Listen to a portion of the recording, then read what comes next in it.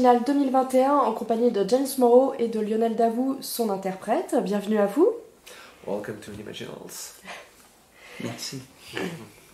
Donc, Bonjour à tous, mes lecteurs. Donc Lazare attend est votre 9e roman à paraître au Diable Vauvert. Est-ce que vous pouvez nous expliquer comment ce roman est né? Qu'est-ce qui vous a poussé à prendre la plume? So Lazarus is Waiting is your 9th novel, which has been published at Au Diable Vauvert. Could you explain to us a little bit of the origin story of the book? How did it came into being? The genesis of Lazare attend goes back to my first visit to France. My wife and I went to the town of Les Saintes-Maries de la Mer, where I became instantly captivated by the legend of the three Marys who are put to sea in a small boat by the Roman authorities who are antagonistic to them, along with Lazarus and Joseph of Arimathea. And if you know my work, you understand that I love nautical adventures on which I can impose my philosophical and satiric agenda. Par exemple, on remarquant Jehovah et aussi l'Arche de Darwin. Et maintenant, Lazare attend. En fait, l'origine du roman remonte à ma première visite en France avec mon épouse Cathy. On est allé aux Saintes-Maries de la Mer et j'étais instantanément captivé par la légende des trois Maries qui ont été mises sur un navire, sur un petit bateau par les autorités romaines. À bord, il y avait aussi Lazare et Joseph d'Arimathie. Si vous connaissez un peu mon travail, vous savez que j'adore les aventures nautiques sur lesquelles je peux imposer mon propos philosophique et satirique. Il y avait En remorquant Jéhovah, il y avait l'Arche de Darwin, maintenant il y a aussi Lazare attend. Ça complète le tableau. Kind of completes the whole picture. Et est-ce que vous pouvez nous dire quelques mots sur l'intrigue de Lazare attend pour les lecteurs? Could you tell us a few words for the viewers about the plot and the story of Lazarus is Waiting? Lazare attend c'est un roman de la science-fiction. Ce n'est pas une fantasy. I wanted to retell the story of Lazarus because this is going to be a very weird answer, because I also, in addition to the legend of Les Trois Maries, I always wanted to do a novel about the Council of Nicaea, le Concile de Nicée. Donc c'est une sorte de réécriture de l'histoire de Lazare. Alors ça va être une réponse peut-être un peu étrange, mais en parallèle avec l'envie de réécrire et de traiter l'histoire des trois Maries, j'avais aussi depuis longtemps envie d'écrire un roman sur le concile de Nicée. So I gave my travelers Les Trois Maries et Lazare. I eliminated Joseph of Arimathea from the plot. Too many characters. I gave them an Egyptian barge from the future that can travel through time. Again, this is a science fiction novel, not a fantasy. Et donc j'ai donné à mes voyageurs, donc les trois Maries et Lazare, j'ai éliminé Joseph d'Arimathie de l'histoire parce qu'il y avait trop de personnages, je leur ai donné une barge égyptienne venue de l'avenir qui permet de voyager à travers le temps. Donc c'est bel et bien un roman science-fiction. So through this device, this Egyptian barge, I was able to bring my characters forward in time to the year 312 AD. My Lazarus is on a very personal mission to become a kind of hero to his own people. He wants to be a champion of the Jews. He does not want to go down in history being remembered as the passive recipient of a miracle, of a resurrection. Et donc, avec ce navire, avec cet artifice, ça me permet d'envoyer mes personnages dans l'avenir jusqu'en 312 après Jésus-Christ pour le concile. Alors, mon Lazare, dans le roman, il s'est fixé une mission très personnelle. Il veut devenir un héros du peuple, un champion du peuple juif. Il n'a pas envie qu'on se rappelle de lui juste dans l'histoire comme le simple récipiendaire d'un miracle et qu'on se rappelle de lui comme quelqu'un de purement passif. So, no miracles, only technological marvels. So in my version of the Lazarus narrative, he's not raised from the dead. Jesus merely cures him of a mal à la gorge, of a sore throat, tonsillitis. Donc pas de miracle dans le roman, que des merveilles technologiques. Donc de la même manière, dans le roman, mon Lazare n'a pas été ressuscité et n'a pas été relevé des morts. Jésus lui a juste soigné une angine. When you write a novel about the reign of the Emperor Constantine, you got many dramatic moments, lots of special effects. You've got his vision of the cross in the sky, you've got the battle of the Milvian Bridge, and you have the Concile de Nicée, and one of the most important innovations that Constantine created was the Edict of Milan, which made Christianity legal for the first time in the Roman Empire. Donc quand on écrit un roman sur le règne de l'empereur Constantin, on récupère un tas de moments dramatiques et importants et des tas d'effets spéciaux, comme par exemple la vision de la croix que Constantin a eue, la croix flottant dans le ciel, la bataille du pont de Milvius, et évidemment le conseil de Nicée. Et Constantin, dans son règne, amène une innovation extrêmement importante, qui est l'édit de Milan, qui a rendu la chrétienté légale pour la première fois à travers l'Empire romain. So when Lazarus arrives at the court of Constantine and wins the emperor's favor, he is able to tweak, to change, to interpolate new paragraphs into the Edict of Milan. He makes it a decree that legitimizes Judaism and paganism and all philosophical schools. And of course, to return to my plot, for Lazarus, this will mean he will go down in history as the champion of the Jewish people and perhaps even prevent centuries of persecution.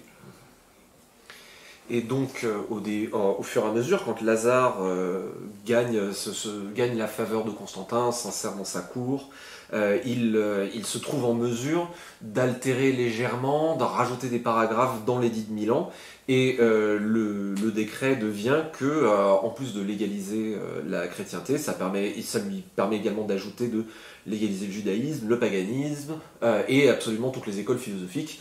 Et dans l'intrigue, ça veut dire qu'il sera rappelé comme étant un champion, un défenseur de la cause du peuple juif. C'est tout. C'est déjà pas mal. It's already a lot.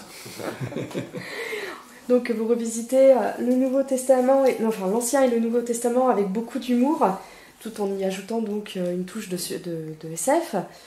Qu'est-ce qui vous plaît en fait dans ce mélange de mélange, enfin sur le coup on se dit pas qu'on va mélanger ces deux genres différents, très très différents. Qu'est-ce qui vous plaît tant dans ce mélange? So you are revisiting the Old and New Testament and adding a dash of science fiction in there. At first glance, one could say, well, these two things aren't really made to be mixed, but they are, and you do so in a very funny way. What's attracting to you in mixing those things together? Well, I consider myself a child of the Enlightenment, la siècle des Lumières. When you had a consensus among many of the intellectuals, the writers, the philosophers, that perhaps God exists, but we're going to put God on the expression en anglais, on the back burner. We're going to proceed as if the world has not been arranged optimally from from on high. So while there is an element of the supernatural and the biblical in the Enlightenment, it takes the form of deism rather than Christianity per se. While I am myself an atheist, I don't write as an atheist. I think I'm writing as someone who is sympathetic to deism and sympathetic to arguments for and against the existence of God.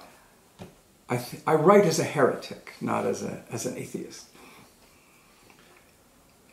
Je me considère comme un enfant du siècle des Lumières, et à cette époque-là, il y avait un consensus intellectuel auprès de tas de penseurs et de philosophes, de se dire, ma foi, peut-être que Dieu existe, mais cette hypothèse-là, on va la mettre en coulisses, et on va faire comme si on va considérer que le monde peut-être n'a pas été arrangé de manière optimale venue d'en haut.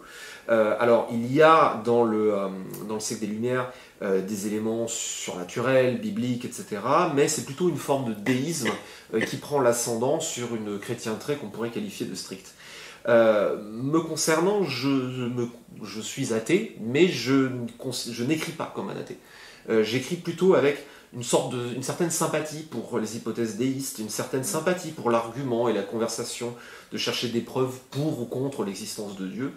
En un sens, j'écris plutôt comme un hérétique. D'accord. Merci. As for the humor that you asked about, the comic dimension, I guess for me, when a reader is laughing, you can smuggle all sorts of subversive ideas into the brain of that reader. My philosophical and satiric agenda is a bit like the Achaeans smuggling themselves inside the walls of Troy via their wooden horse. Alors, vous posiez, pour répondre à la deuxième question, vous parliez de l'humour. Pour moi, si le lecteur rit, c'est l'occasion peut-être de passer en contrebande mes petites idées subversives dans son cerveau, les idées philosophiques et satiriques, un petit peu à la manière d'un cheval de Troie. So for me, the opposite of the serious is not the comedic. The opposite of the serious is the facetious, facétieux. Donc pour moi, l'opposé du sérieux, ça n'est pas la comédie, c'est la facétie. D'accord. Je comprends. Je suis enfant, je suis. Et pour Lazare, comment est-ce que vous l'avez créé? Est-ce que vous êtes parti du personnage biblique ou qu'est-ce que vous avez pris comme liberté avec lui ou quelles limites vous lui avez mis? So for Lazarus, how did you create him? Did you take great freedoms with the character, or did you impose yourself very strict limits from the Bible, for instance? Well, as soon as you put Lazarus in a time machine and sent him to the court of Constantine the Great, circa 313 AD, you have taken some liberties.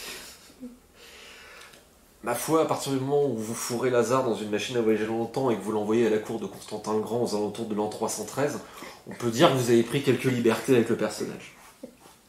C'est vrai qu'après on ne pouvait pas connaître son caractère, donc de ce côté-là, il fait ce qu'il veut. She says indeed, his personality wasn't very well known, so you are very free to improvise the way you see fit.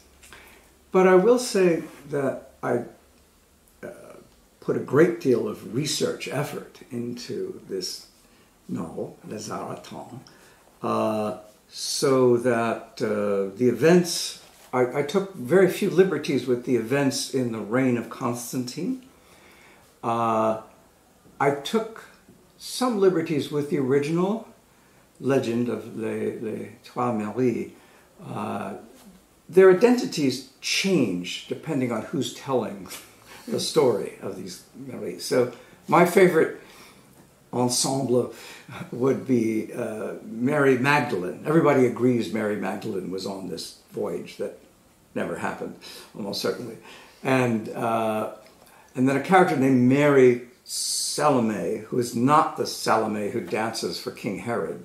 But in my version, that is the Salome who is on board. And finally, for the third Mary, instead of Mary Klopas, who nobody remembers, I decided I wanted to have the Virgin Mary be very much a part of this story. So she's on board. Cependant, j'ai passé énormément d'efforts et de recherches pour construire ce roman. J'ai pris extrêmement peu de liberté avec les événements du règne de Constantin, par exemple. Par contre, j'ai pris quelques libertés avec la légende des trois Maries, parce qu'en fait, leurs identités changent un peu en fonction de qui va vous raconter l'histoire. Alors moi, mon ensemble favori et qui est dans le roman, c'est Marie-Madeleine. Alors là, tout le monde s'accorde pour dire qu'elle était sur ce bateau, dans ce voyage qui en fait finalement n'a jamais eu lieu. On mentionne souvent une Marie-Salomé. Alors ça n'est pas la Marie-Salomé qui a dansé pour le roi Hérode, mais dans ma version c'est le cas. Et une autre Marie qui est tombée dans l'oubli et qu'on ne connaît pas trop. Dans mon cas, je l'ai remplacée par la Vierge Marie, parce que je trouvais ça intéressant de la voir. So when it comes to the Council of Nicaea, I cleaved closely to the facts. There are many misconceptions about the Council of Nicaea. Some people believe that's where the canon was decided, which books will be in the Bible and which will not. No, that happened at least 100 years earlier. Some people say that's where the idea of the Trinity was born. Now that goes back another 100 years. What they were mostly concerned with was confronting the so-called Arian heresy, the heresy of the cleric Arius. Alors sur le Conseil de Nicée, je suis vraiment resté très proche des faits. Il y a beaucoup de fausses idées sur le Concile de Nicée, pardon. On pense parfois que c'est là que le canon a été décidé, c'est-à-dire les livres qu'on allait introduire dans la Bible. Non, ça s'est passé environ une centaine d'années plus tôt. De la même manière, on pense que c'est là que l'idée de la Trinité est apparue. Même chose, 100 ans plus tôt. En fait, la question qui les concernait le plus et à laquelle ils s'interrogeaient, c'était l'hérésie, c'était l'arianisme, c'est-à-dire une hérésie qui a été formulée par un certain Arius. Je suis fini. J'avoue, je ne connais pas du tout Arius. She says, I have to admit, I don't know anything about Arius and Arianism. The heresy turns on the question of the status of Jesus in the universe. It was important to the church fathers, the men who spun out the initial Christian theologies, that the Trinity not open the door to the accusation that Christianity is really paganism and it has multiple gods. Father, Son, Ghost. Alors, cette hérésie concerne principalement le statut de Jésus dans le monde. Et ce qui était une question qui était extrêmement importante pour les pères de l'Église, c'est-à-dire les hommes qui ont établi et gravé dans le marbre le gros de la théologie chrétienne originelle.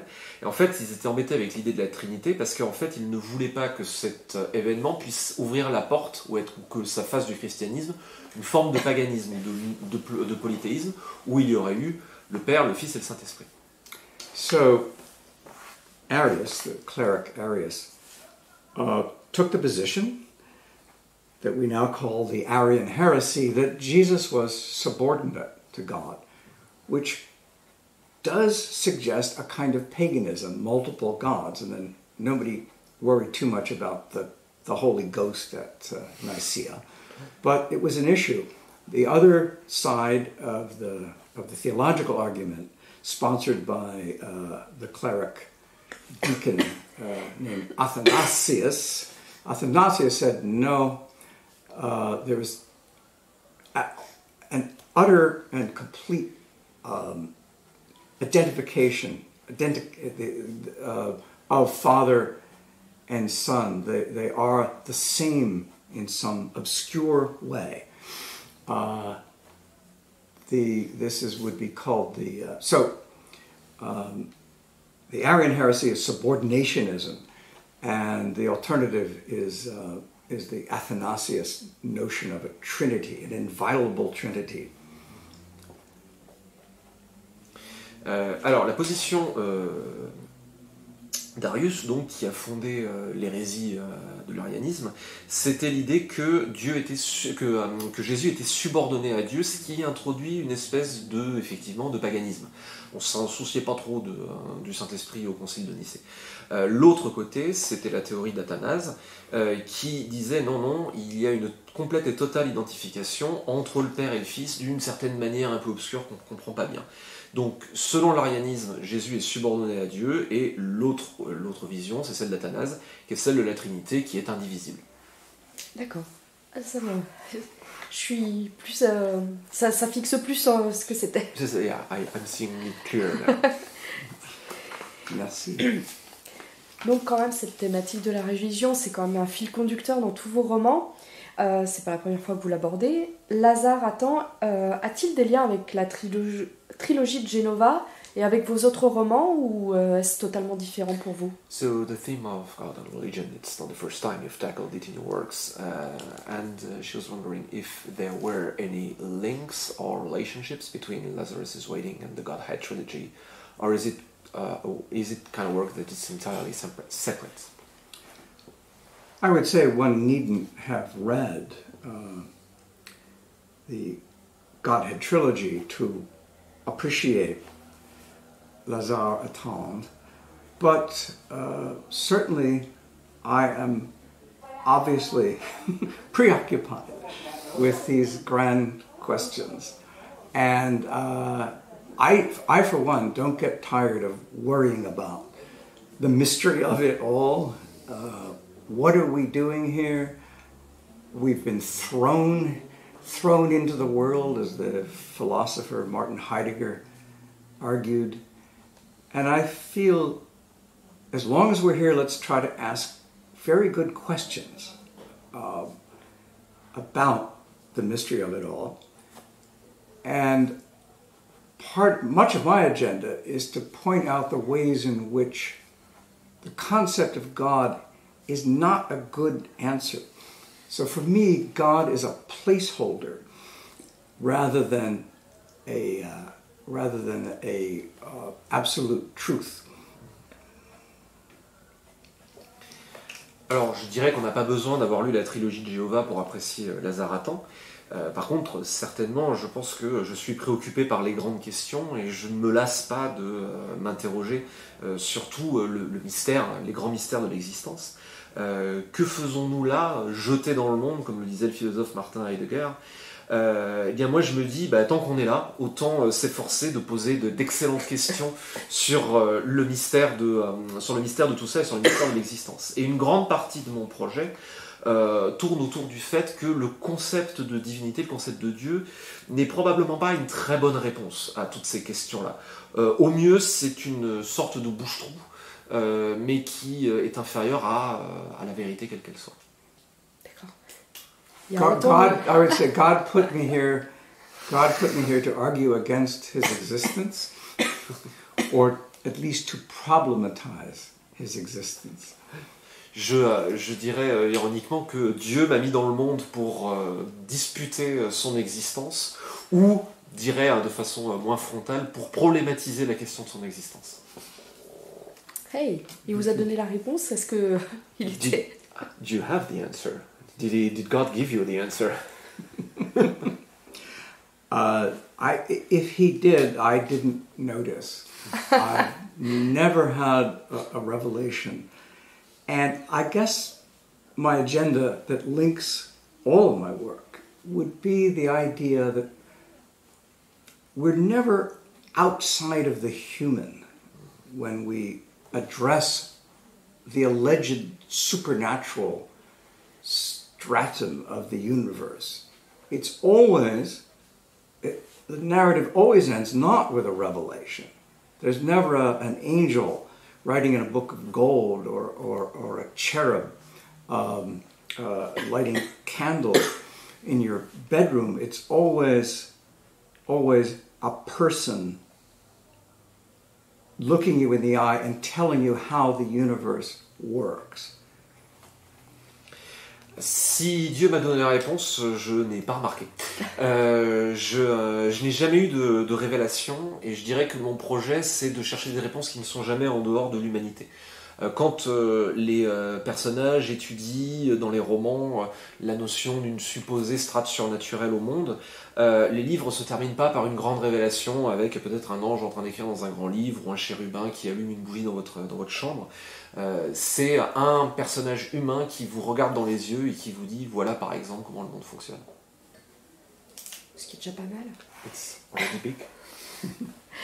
Et pour la suite, est-ce que vous avez déjà des projets en cours, des nouvelles sorties peut-être au diable? What comes next? Do you have projects or maybe forthcoming books coming to Le Diable Vauvert? I recently completed a novel, and believe it or not, my fiction is not entirely restricted to theological matters. I don't spend all of my time giving God a hard time. For example, my dystopia, City of Truth, Cité de Vérité, and my historical novel from Diable Vauvert called The Dernier Chasseur de Sorcières, fundamentally a work of historical extrapolation rather than any on stage. No deities on stage, no angels on stage. So I'm taking up the subject of climate change in the new novel. Eh bien, je viens juste de terminer un roman. Alors, croyez-le ou pas, hein, je ne passe pas l'intégralité de mon temps et de ma fiction à me poser des questions théologiques. Je passe pas l'intégralité de mon temps à ennuyer, à faire tourner Dieu en bourrique. J'ai écrit par exemple autrefois une dystopie qui s'appelle Cité de Vérité. J'ai également par exemple Le Dernier Chasseur de Sorcières qui est plus une extrapolation historique. Il n'y a pas de déité, il n'y a pas d'ange. Eh bien, là, je viens de terminer un roman où je parle du changement climatique. The premise is that there is an underground civilization adjacent to our side of the crust of the earth. L'argument, c'est que on a une civilisation souterraine qui est adjacente à la nôtre, qui vit de l'autre côté de la côte terrestre. So it's a novel in which the hollow earth theory happens to be the case. And my hero, a political speechwriter living in New York City, gets involved in the politics of this underground civilization called Quandonia. Donc c'est un monde où la théorie de la Terre creuse, c'est une réalité, et en fait le récit parle, mon protagoniste, c'est un rédacteur de discours politiques de New York qui se retrouve embringué dans la politique de cette civilisation souterraine qui s'appelle Quandonia. Quandonia has its own climate problems. It's freezing to death because the source of its heat, the core of the earth, which is normally molten, is succumbing to entropy. It has thermodynamic problems. And so they have, instead of global warming, they have global freezing. Et Quandonia a ses propres problèmes climatiques, puisqu'en fait c'est une civilisation qui est en train de geler à mort, parce que leur source de chaleur habituelle, qui est le noyau de la Terre, qui normalement est fondu, est en train de succomber à l'entropie et des problèmes thermodynamiques. Donc au lieu d'avoir un réchauffement global, ils ont un refroidissement global. So I would describe the book as a mashup, fusion of Jules Verne, Journey to the Center of the Earth, and Alice in Wonderland. Donc je décrirais ce roman comme un mélange, une rencontre entre Voyage au centre de la Terre de Jules Verne et Alice au pays des merveilles. Ça permet, on va voyager loin, loin, loin. Promises far, far away travels. It's another crazy adventure yarn. Like Lazare Attente is also strains the takes the reader's willing. C'est un autre récit d'aventure un peu fabuleux. Disons que ça prend la suspension d'incrédulité habituelle du lecteur et ça lui demande de devenir encore plus, de la suspendre encore davantage. Très bien. Et ça doit sortir donc en 2022? Thank you. Is it supposed to go out to be published in 2022? Or... We don't have a publication date yet because I'm a rather slow writer, as my fans have noticed, and I have a complete manuscript. It's here. I'll show you some of it. At least the working title is. Donc on n'a pas encore de date de publication. Those who favor fire. Oh. Which is from the Robert Frost poem called Fire and Ice. Donc on n'a pas encore de date de publication puisque je suis un auteur assez lent comme mes lecteurs peuvent le savoir, mais le manuscrit est terminé et donc je peux vous en montrer un extrait qui est là. Donc il s'appelle en anglais Ceux qui favorisent le feu, qui vient du poème de Robert Frost. C'est une expression qui vient de là. This is about 1/4 of the manuscript. It's not a novelette. It'll be a real novel. Ça représente à peu près un quart du manuscrit. Hein. C'est oui. Pas une novella, on aura entre guillemets un vrai roman à la fin. Très bien. J'avoue qu'on a hâte de le découvrir. Thank you. We're eager to read it and discover it. Merci beaucoup d'avoir répondu à ces quelques questions. Thank you very much for your answers. Merci Lionel pour Je vous en prie. Avec plaisir. Et bon festival à vous. Have a nice festival.